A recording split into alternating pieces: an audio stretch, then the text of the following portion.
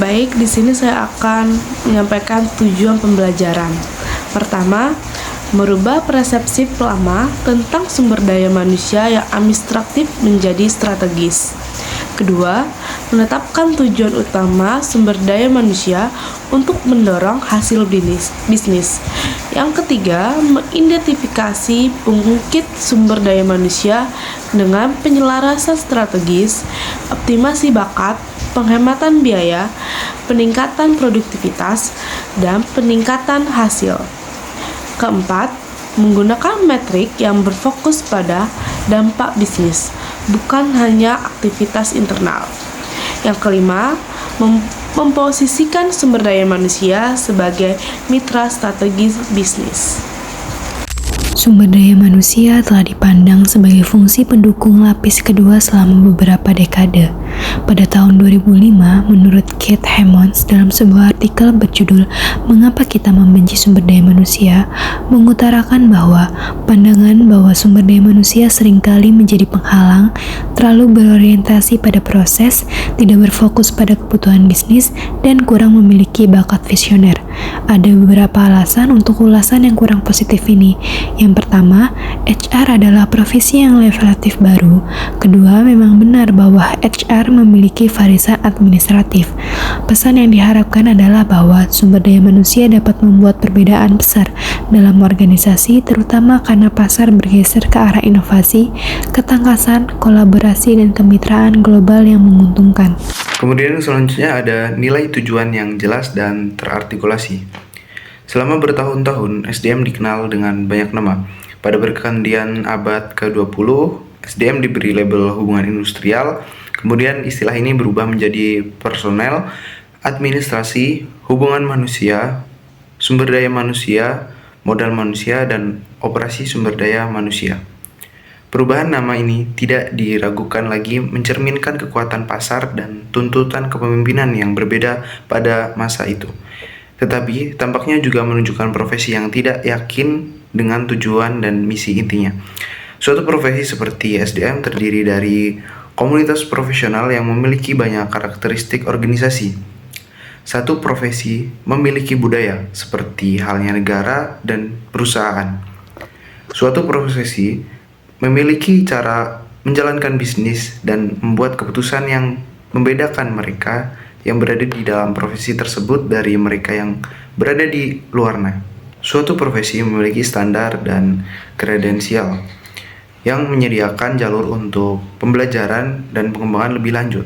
Namun jika suatu profesi tidak jelas tentang tujuan dan sasarannya, maka semua dapat berantakan. Tujuan SDM harus melihat melampaui sekat-sekat preferensi internal dan praktik kepatuhan untuk melihat gambaran bisnis yang lebih besar. Peter Drucker adalah ahli pernyataan singkat dan tajam yang seringkali menantang konvensi. Dalam kata-katanya, tujuan bisnis adalah untuk menciptakan dan mempertahankan pelanggan. Ini bukan tentang memaksimalkan laba, fokus eksekutif pada pemegang saham, atau menghancurkan pesaing. Drucker mengidentifikasi esensinya, menjaga segala sesuatunya tetap sederhana dan menyajikan sesuatu yang dapat diikuti oleh orang-orang. Dengan menerapkan konvensi Drucker, jelas bahwa SDM adalah bagian dari entitas yang lebih besar dan tujuannya adalah untuk membuat entitas tersebut sesukses mungkin. Oleh karena itu, tujuan SDM adalah untuk mendorong hasil bisnis. Baik, selanjutnya kita akan bahas langkah-langkah yang penting bagi pemimpin bisnis. Dua tema utama Fearless HR yang muncul adalah: 1. Profesi yang berubah harus menghadapi masa lalunya sebelum memulai masa depannya. Dua, jika suatu profesi tidak yakin akan tujuannya, maka profesi tersebut tidak akan berhasil. Jadi tujuan HR adalah untuk mendorong hasil bisnis, dan ini menjadi visi bersama yang dapat dianut dan kemudian dijalankan. Yang perlu kita catat bahwasannya SDM itu sering mengukur apa yang paling mudah diukur, bukan apa yang paling penting bagi bisnis. Pengukuran SDM cenderung mengarah pada aktivitas internal dan efisiensi. Contoh aktivitas internal adalah jumlah jam pelatihan, jumlah permintaan terbuka, dan persentase pemimpin yang dikembangkan secara internal dibandingkan dengan dikembangkan secara eksternal. Sedangkan contoh dari efisiensi dalam akuisisi bakat adalah biaya untuk merekrut. Nah, untuk lebih khusus lagi, setidaknya ada 5 cara SDM dapat mempengaruhi hasil bisnis. Masing-masing cara ini dapat menghemat waktu, uang, dan sumber daya, serta memperkuat posisi kompetitif. Apa saja? Yang pertama, ada penyelesaian strategis, yaitu tidak membuang waktu dan energi pada proyek yang tidak selaras. Yang kedua, itu ada optimalisasi bakat, yaitu memiliki orang yang tepat dengan keterampilan yang tepat pada pekerjaan yang tepat, yang mengarah pada tenaga kerja yang terlibat, loyal, dan berkomitmen. Yang ketiga, ada penghematan biaya, yaitu merampingkan proses, menghilangkan pemborosan, dan mengurangi biaya. Yang keempat, ada peningkatan produktivitas. Maksudnya adalah menjadi lebih cepat mahir dan melakukan lebih banyak hal dengan sumber daya yang sama atau lebih sedikit. Dan yang terakhir, yaitu meningkatkan hasil. Meningkatkan hasil yang dibahas di sini adalah yang penting seperti pendapatan, laba, kualitas yang lebih kuat, kekuatan merek, inovasi, dan efektivitas rantai pasokan. Secara umum, SDM tidak mampu menunjukkan nilainya bagi bisnis. Fungsi lain jauh lebih baik dalam mempromosikan diri mereka sendiri. Langkah utama dalam memperbaiki kekurangan ini adalah mengartikulasikan dampak bisnis dari inisiatif SDM. Tuas SDM adalah tindakan spesifik yang memungkinkan bisnis untuk memiliki dampak yang lebih besar. 7 tuas spesifik ini dibahas dan semuanya mencakup berbagai ukuran yang berkaitan dengan bakat, perekrutan, operasi global, serta inovasi. Tuas yang pertama yaitu pergantian karyawan berprestasi tinggi. Ringkasan presentasi pergantian karyawan suatu organisasi merupakan tolak ukur yang dapat memberikan perbandingan penarik dengan kelompok industri, tetapi akan jauh lebih berguna untuk mengelompokkan data pergantian karyawan untuk fokus pada audiens, kelompok, dan kondisi tertentu. Ada 2 alasan bisnis mengapa metrik ini penting untuk dipantau. Yang pertama adalah menurut definisinya, karyawan merupakan aset yang sangat berharga. Alasan kedua adalah karyawan berprestasi tinggi memiliki lebih banyak pilihan. Mereka sangat dihormati baik secara internal maupun eksternal. Baik, materi selanjutnya yaitu nilai perekrutan internal. Nilai perekrutan internal memiliki beberapa aspek. Yang pertama yaitu perekrutan internal sering dianggap kurang penting dibandingkan perekrutan eksternal. Yang kedua, hambatan dalam perusahaan sering membatasi mobilitas internal. Yang ketiga, perusahaan perlu menyeimbangkan perekrutan internal dan eksternal untuk mengisi kesenjangan keterampilan. Dan yang kedua, dampak perekrutan internal versus eksternal. Yang pertama, perekrutan eksternal memberikan keuntungan seperti bakat yang lebih luas, keragaman, dan perspektif baru. Namun, perekrutan internal meningkatkan retensi, loyalitas, dan efisiensi organisasi. Dan adapun nilai perekrutan internal. Di sini ada bagan yang membandingkan perekrutan internal dan eksternal berdasarkan beberapa aspek utama. Perekrutan internal lebih unggul dalam mobilitas dan referensi serta kecepatan adaptasi. Sementara perekrutan eksternal lebih kuat dalam membawa inovasi dan perspektif baru. Contoh, yang pertama perekrutan eksternal. Sebuah perusahaan teknologi ingin mengembangkan produk berbasis kecerdasan buatan, yaitu AI, tetapi tidak memiliki cukup tenaga ahli di bidang ini. Maka, perusahaan membuka lowongan kerja dan merekrut talenta dari luar yang memiliki keahlian khusus di AI. Dan kedua, contoh perekrutan internal. Dalam tim pemasaran, perusahaan yang yang sama, ada seorang karyawan yang sudah bekerja selama 5 tahun dan memiliki performa kerja yang sangat baik. Alih-alih merekrut orang baru dari luar, perusahaan dapat memberikan pelatihan tambahan kepada karyawan ini dan mempromosikannya ke posisi manajerial, sehingga mereka dapat mengisi posisi yang lebih tinggi dengan seseorang yang sudah memahami budaya dan sistem kerja perusahaan. Baik, selanjutnya opsi kepegawaian global. Perusahaan yang mengejar pertumbuhan global harus beradaptasi dengan berbagai perubahan dalam operasi mereka.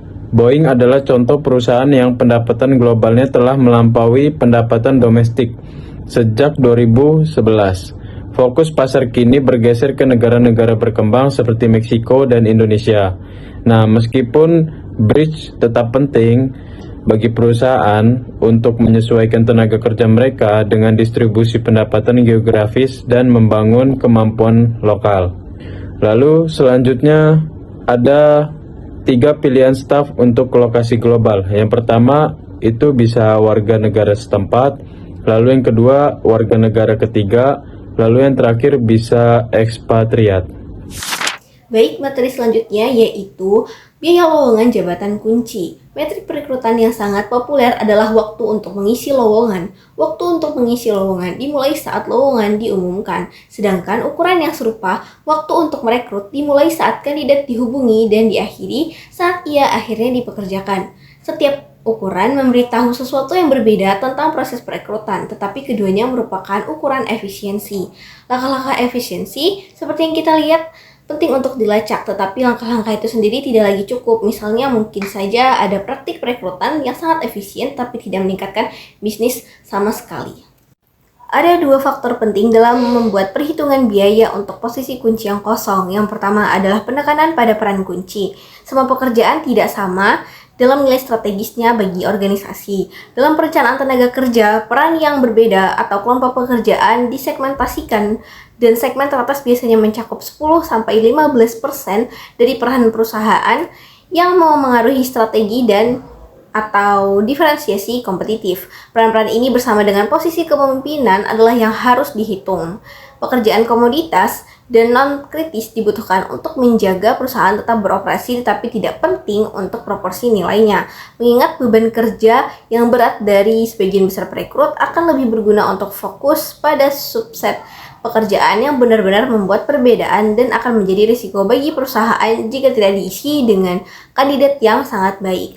Faktor kedua adalah bagaimana menghitung nilai posisi. 4 jenis perhitungan nilai yang umum digunakan, yaitu yang pertama ada data hasil spesifik yang dapat digunakan untuk pekerjaan seperti posisi penjualan dan produksi dengan kuota atau kontribusi yang diharapkan. Misalnya relatif mudah untuk melacak penjualan yang dilakukan atau yang diproduksi.